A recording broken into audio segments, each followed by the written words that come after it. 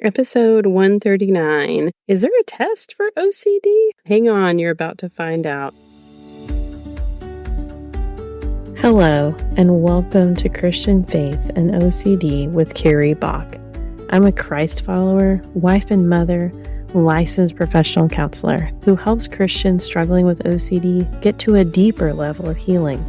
When I couldn't find resources for my clients with OCD, God called me to bring this podcast to you with practical tools for developing greater peace. We're here to bust through the shame and stigma surrounding struggling with OCD as a Christian, sharing hopeful stories of healing and helping you replace uncertainty with faith. I'm here to help you let go of the past and future to walk in the present abundant life God has for you. So let's dive right into today's episode. We have our first Zoom Hangout coming up next week. This is where we let individuals on our email list submit questions for me to do a Q&A chat with you once a month. We'd love to have you join us, and there's still just a little bit of time to hop in on that. To be in the know and become an insider, join our email list at carriebach.com. I wanted to talk with you today about an important OCD assessment called the Y-BOCS 2. This stands for Yale-Brown Obsessive Compulsive Scale. It's in its second version. We'll put a link in the show notes for you if you'd like to take it. It can be completely done on your own. The first section talks with you about obsessions that you may be having, and you can answer yes or no depending on your experiences with those. I like it because each one has a little bit of an example with it too that helps. There are questions right after that ask you to rate on a 0 to 5 scale how severe these obsessions are bothering you. Then the next part of the assessment has to do with compulsions. And once again, there's a 0 to 5 scale on how badly they're bothering you or impacting your life. This assessment is scored from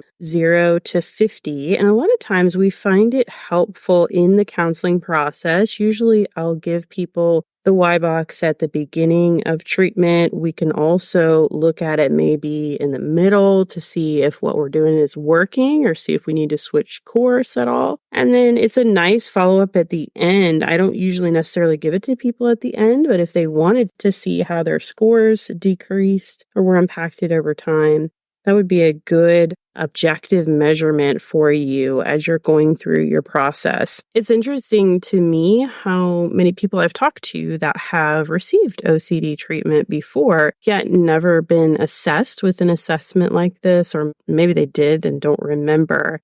When we know how much OCD is impacting someone, we can make guidance and recommendations regarding next steps for courses of treatment. It may be an objective way of saying, hey, this is really impacting you. Have you thought about getting on medication?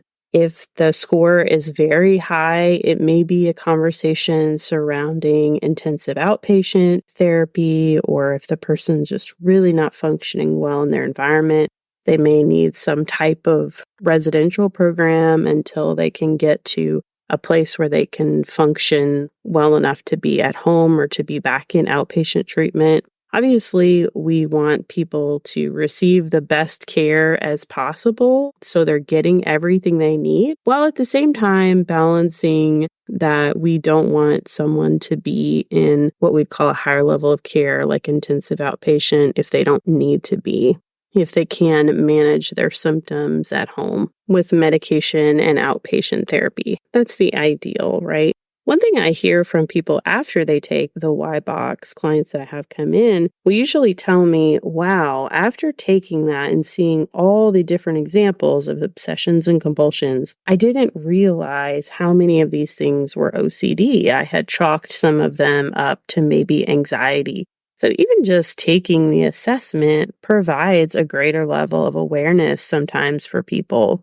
I find the majority of people with OCD who are coming into therapy are what I call self-diagnosed. they found something like this podcast, or they found blog articles or talked with other people maybe that have had OCD who guided them down a pathway of receiving information. I think all of that is very helpful and beautiful because people didn't have that type of information at their fingertips regarding mental health 20 years ago, probably not even 15 years ago, the same amount of information that's out there now. It's not uncommon for people to seek therapy and tell me, I think I have OCD, but I've never been formally diagnosed by a counselor or by a psychiatrist. Having this objective measure of the Y-BOCS gives us a glimpse inside of what people are thinking and feeling without them having to necessarily name every single obsession they're having. That's another thing that I like about it. It's a lot easier for someone to click, yes, I'm having harm obsessions, than to verbalize those things to a therapist. That can be really difficult for people to express. If you have a child that might have OCD, there is also a child version of the Y-BOCS.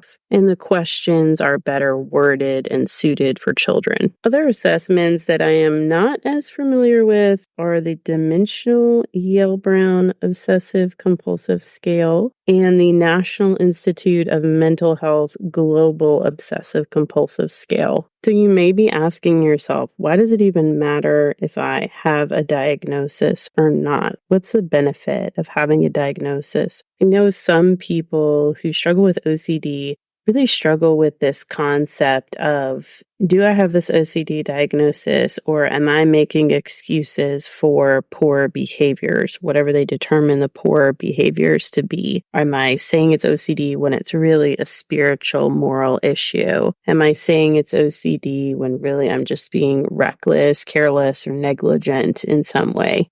Is it OCD or relationship problems? This is exactly the benefit of a diagnosis. If you sit down, talk with a professional who's trained in OCD, take some of these assessments, explain to them your symptoms. We don't just base diagnosing on an assessment. Obviously, we're going to talk with you and find out what your experience is like. Take those two pieces into consideration before making a diagnosis. It's not about just giving someone a label. It's about helping you understand and explain your symptoms, helping you know why your brain works the way it does, how it's getting stuck on certain things, what you're engaging in to try to relieve that anxiety. So oftentimes these assessment tools are really the first step in treatment to say, okay, here's where we are and where can we go from here? It's very similar.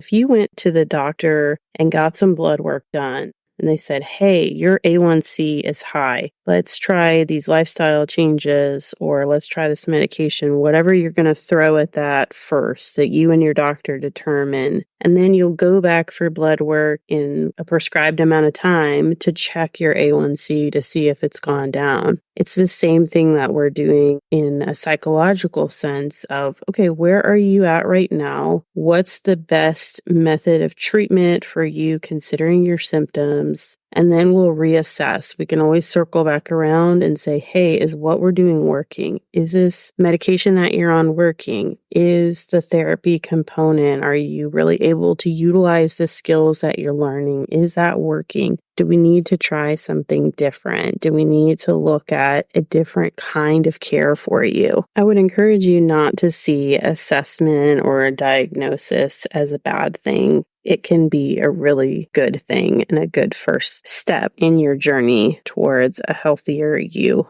If you'd like to see what services I provide, you can always go to carriebock.com. I would love to book some intensives this fall. So if you are ready to dive into the deep end of the pool, work through some OCD, tackle some trauma, if that's part of your story, then I'd love for you to schedule a consultation and we'll talk about how an intensive therapeutic retreat may or may not be right for you. We also have a previous episode on this if you want to go back and listen to it. Until next time, may you be comforted by God's great love for you. Were you blessed by today's episode? If so, I'd really appreciate it if you would go over to your iTunes account or Apple Podcasts app on your computer if you're an Android person and leave us a review. This really helps other Christians who are struggling with OCD be able to find our show.